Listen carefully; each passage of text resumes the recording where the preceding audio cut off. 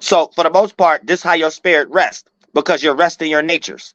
So that's why Saturday you're supposed to rest on all your desires because your desires are wanted from your tree, your bones, and your organs, the fruit off your bones. So everything we created from the inside out that represent these things is what you're going to be attracted to. Saturday, give that a rest. So Saturday is the Sabbath day because the sun takes a full revolution, right? So the sun gets ready to start over again Sunday. So Saturday is the last cycle when you keep a track of it. That's how we got the spinning cycle. You ain't gonna never see that in the sky.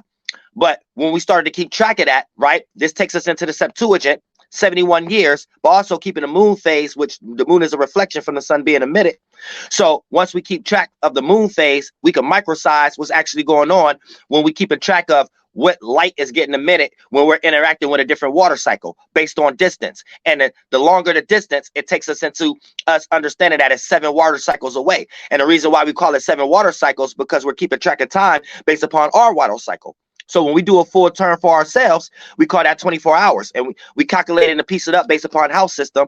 Sun moves, Horus moves a house every 2 hours. And the mini moon mansions or the females that's on the Egyptian wall, all of them represent the seconds and the minutes, right? And things of that nature. Or the moon phases, Aya, Nana, all these different shades and shit like that, right? Now,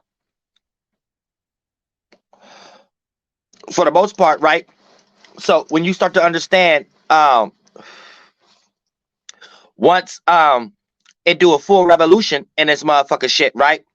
There it's most distant, and then it gets back to where it was most closest after we see it go halfway, 180 degree, half week, and then we see it go all the way full closer to us again, and the next day is a new day again. That'd be the Sabbath day. Saturday and Sunday would be a new day again.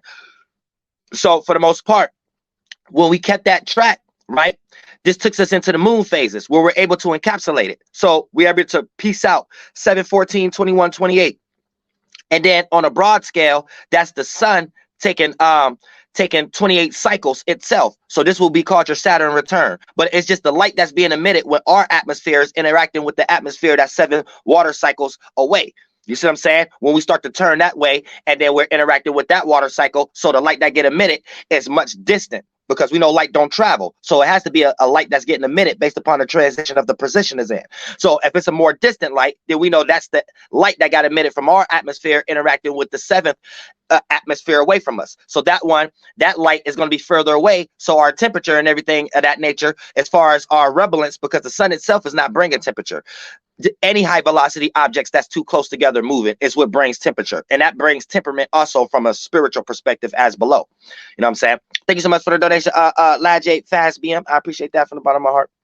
You know, you could be too smothered mentally or physically around individuals you don't want to be around and start to get frustrated. That means you're starting to get hot in some way, shape, or form. So we know the actual chakra itself is not bringing the heat. What's bringing the heat is the 2 bodies of water that's rubbing together to create another light that don't need to be there because those 2 water cycles is too close. And that becomes as below your conscious level and as above 2 water cycles interacting with each other to emit a light. The second coming, not the thing that been here first. No floating light ball. That's wrong. Thank you so much for the donation, Celia. The Bible don't even teach that shit. The Bible don't even teach the stars was here first. And these motherfuckers was here before y'all. The Bible even teach the waters was here first before the stars. Uriel trying to teach you how you could teach a 3-year-old that how the Bible ain't motherfucking lying. And this is a lot of shit y'all be arguing with. But y'all be arguing about it from the context of the wrong starting points. The shit that nobody said was wrong in the first place. Y'all got that from being sheep-minded and wanting to claim certain race and Indiana Jones rulerships and shit like that. That don't even be the wrong shit based on oral tradition. Y'all be lost as fuck. The most of the shit be the shit that actually help y'all. Y'all be arguing with. Be retarded as hell. But peep game, right? Now that you got fire, water, air, and earth, right? That's Genesis. And it's breaking down all the context and the 7 days and the Sabbath day and the sun taking a full cycle and Saturn returns, because you could be a theologian all you want, but I stand corrected. You have to have more correspondences and starting points. And I'm gonna be breaking that down through examples. Every little center point I break down before I start adding people to let you know your scholarship is weak. You won't even be able to argue me. You argue with me. Your argument will just go towards, well, I just want to save your soul, but you don't even want to go to that mental state you even trying to throw on me. Now, Adam and Eve. Right? Adam, masculine, Eve, feminine. So Adam represent, you know, the descendant thought. Eve represent the descendant feeling. So you actually experiencing a thought and you actually experiencing a feeling after you created a mind. Fire, water, air, and earth. Now you witnessing the both sides of it, right? The air and the earth, the water and the fire, the two sides of your star. So, you know, one side would be Adam, the other side would be Eve, and in between would be the center path, which you're supposed to take. So you could be a religious person and teach this all you want, but I'm telling you how to teach it to a 3-year-old. Your center path, as below, is going to be your chakra system to keep you centered so you don't get on polar shifts of your masculine and feminine. And as above, it's telling you about Solomon, or it's telling you about the two sides of how we learned that from day and night. And, you know, Ma'at, you know, people get lost into thinking that Egypt, Ma'at, is something different than Libra constellation and things of that nature. No, it's telling you balance between even day, even night, fall season. So when we practice that as above, so below, we are able to have balance between us, even day, even night, not too much of our masculine side, not too much of our feminine side, and be able to relate with ourselves and our community a lot better. There is no different correspondence. That's the starting point. So, you know, anytime you hear a ceremony or a motherfucker ritual going on and things of that nature, or tradition, you know, the shadow government been there. Same way you play Mario, and every time you beat a motherfucker level, you drop your flag there. Shadow government did that with the pyramids and their flags. Reason why the pyramid is on the money. So for you to go around and say you built the pyramids, you're basically accepting that you was a slave, and you're accepting the terms Egypt of what it meant back in the day. We're calling things inside of ourselves first. To be in Egypt is to mean you are a spirit lost into slave to your desire and whatever the shadow government create for you to give your blood, sweat, and tears for, because you want that insurance or whatever they was giving the slaves back then, right? You're willing to build that pyramid for it and things of that nature. So you was in the land as a spirit inside of you of Egypt, the land of slavery. And if you understand the book of rulerships and chronicles and things of that nature, and kingdoms and shit, they teach you how to rule your slaves. And that was the other one about the slaves. They teach you how to rule your slaves. So if you in the position of the ruler, which is what this book's from the perspective of, then it's going to teach you that, okay, when you know how to have discipline and not be a slave to your own men and women, your own desires that's in the lower chakras, then you're able to do that amongst men and women in some way, shape, or form. So it's practicing that as a ritual and spell, not looking at this as a history text, yet in the same context, people within history was actually practicing that to actually have ability to run the world, which is why they run the world now. You have to understand it from that perspective, not separate it. Because religious people in today's time will separate it as if these ain't the generalized context of what you see in today's time of how the Pope run the world. So your religion is Lucifer, but they're basically breaking it down how to understand that for yourself, not for you to cast that on others and then tell the people like the Pope that they're doing something wrong, where you end up being a walking example of being opposite from the church, which is their context of Satan, where Satan just means being the opposer or opposite. So if you're utilizing their knowledge, but coming up with a denomination like Martin Luther or John Calvin or some shit like that, or some Mormon and shit like that, then for the most part, well, Mormon is a little bit more close to Catholicism though, because Mormon worship Mammoth, so they're more in the material and the material fashion of the world. So they're trying to actually become actual stars and things of that nature. So when we get into Mormonism, that's more Masonic practices and shit like that.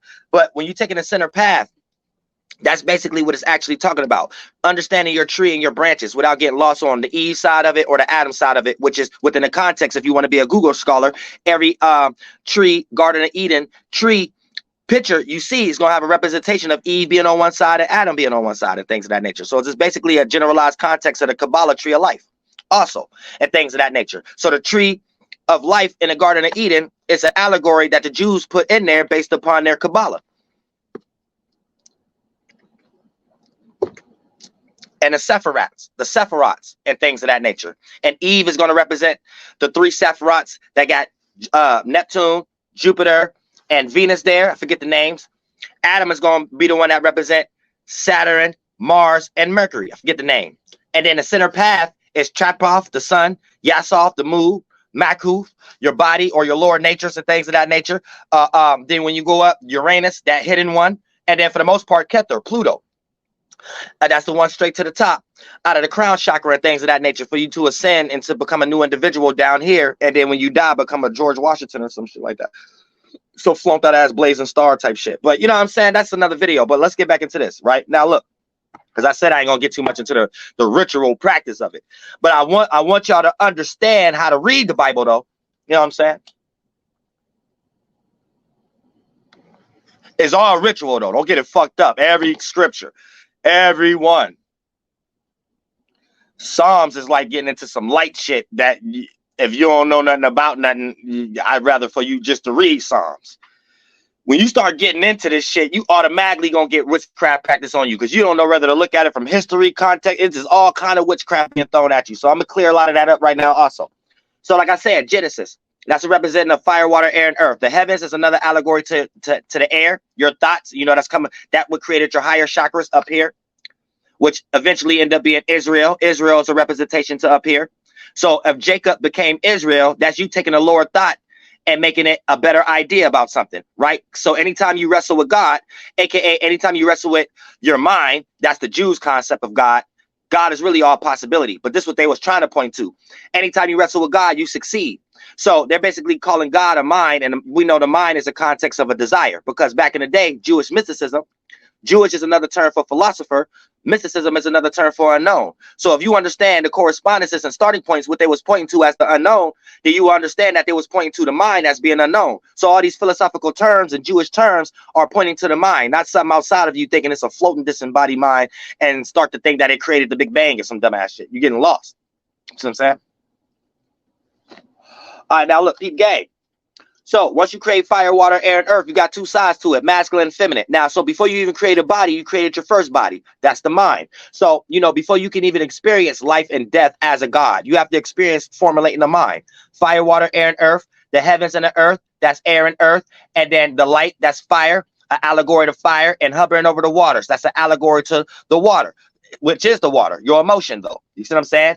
Or because you know what, nobody here looking at some floating thing in darkness, writing things down in Greek or some type of old Shemitic language or some shit like that. It was like, I can't wait till I get this out to make a blockbuster hit.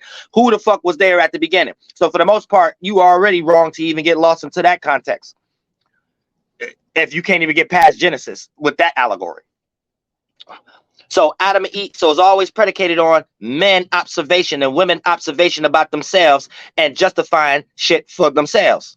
Always understand that. Because you can't even prove Moses wrote the Bible. And Moses is not even a real person. Moses is an allegory to the ocean. And it's a specific allegory if you understand the mathematics. So they're using different names for astrological events, right? So Moses is the body of water rotating from Aries to Cancer. And then once we get into Cancer, that's starting Noah's Ark, right? The Ark, or sunbathing, or summertime, stars or water. So when water crash and create that event that makes it summertime, Sumerian or whatever like that, right? Humans get manifested from that, but for the most part, that's the thought being manifested.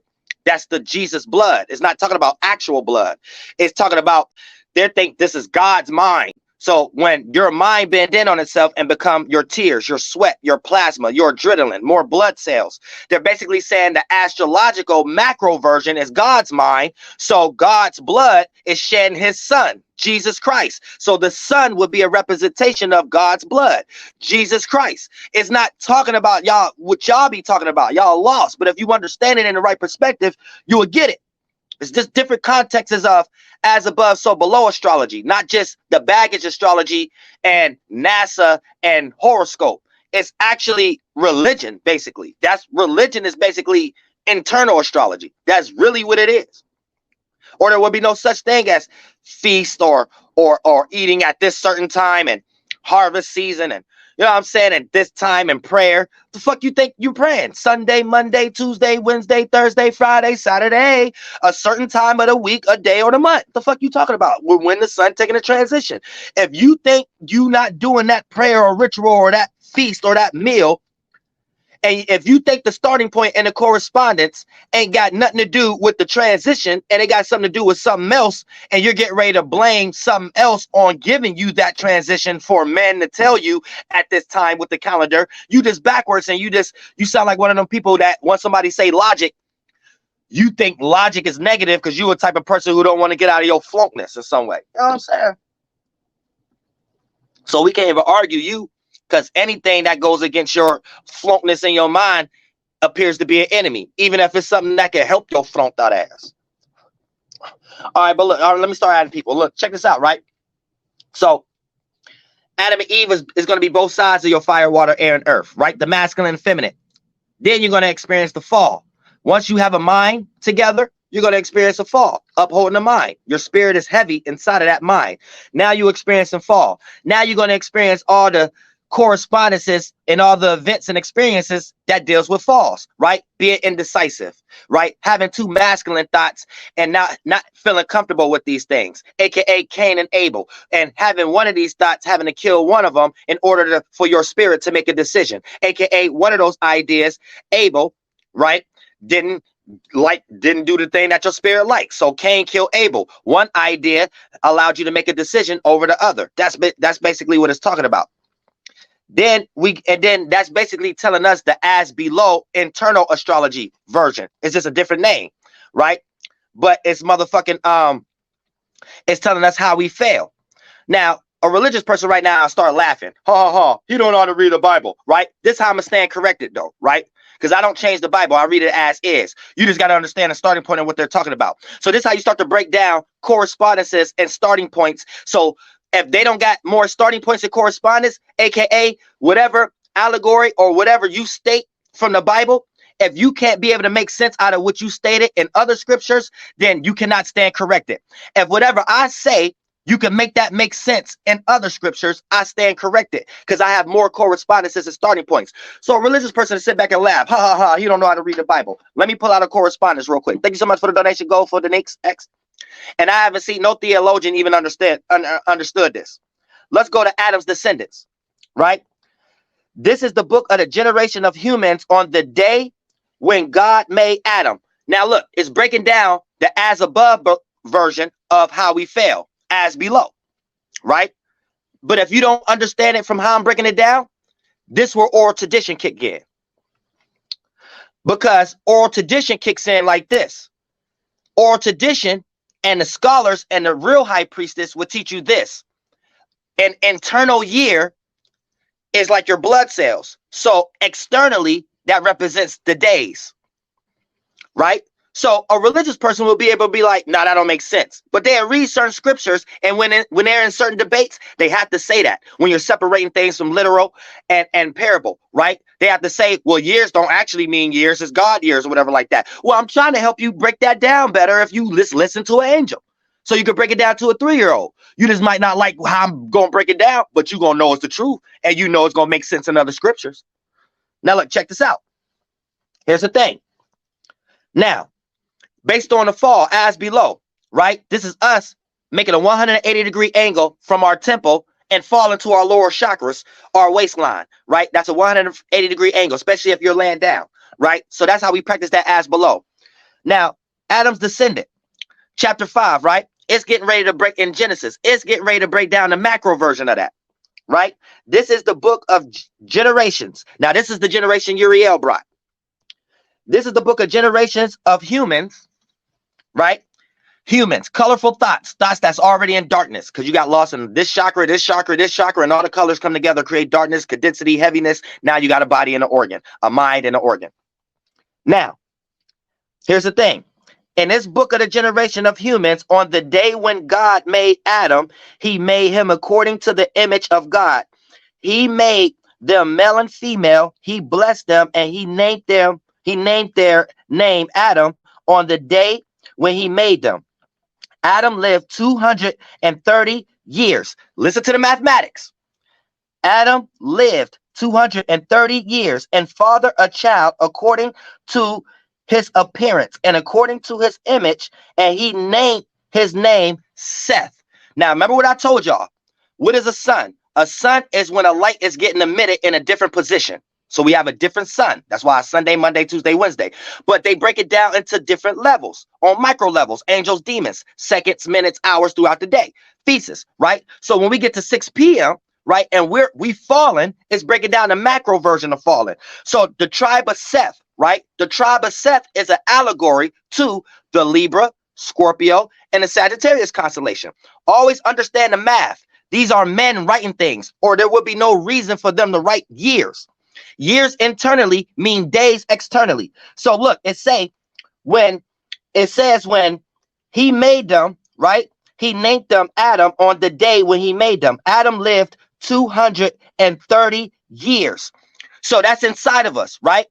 Outside of us, externally, that will be days. So if Adam represent the sun, right, and it's starting from Genesis, which is Aries or spring, then do your calculations. 230 days will be 10 days away from wintertime. 20 degrees in Sagittarius. You see what I'm saying? So for the most part, it's actually breaking down the sun taking 230 degrees, 230 days. And that's where the sun, Adam, set up shop to create the virtues and principles as below and as above the natures of the season of fall. So it's talking about the fall. That's why it's called the fall. And the tribe of Seth is talking about death, the sun being in the opposite position. So we're representing darkness. As above, we see it, and then we're practicing as below of how we feel mentally. So it's an esoteric book. You have to understand that. Now, a religious person to be like, oh, no, that don't make no sense. That ain't got no correspondence. Okay, for the most part, then, it's all about seasonal transition. I'm going to have more correspondences and starting points than you, because even getting to Moses, starting from right in Genesis and things of that nature, right? Moses seen the burning bush 80 years of his life. Let's take the same mental pattern that I just broke down and invert it. Outside of us, that'd be 80 days. If Moses is the beginning, Aries, Moses, ocean, 80 days, right? 80 days from the beginning of spring is what? 10 days away from summertime. 20 degrees in Gemini. You see what I'm saying? Now, that's a starting point in correspondence you can't debunk. So obviously, whoever wrote the shit was more in my thinking frame than you, and you just lack oral tradition, and you're lost in indoctrination and interpretation, which is why you get confused just on simple things like years and days to not even be able to find the correspondences and the starting points to be able to stand corrected. You see what I'm saying? So if I can find more holes in things like that, then you're going to have to understand that they was thinking more in my frame of mind than you. And you could have spent 70 years being a theologian, being retarded.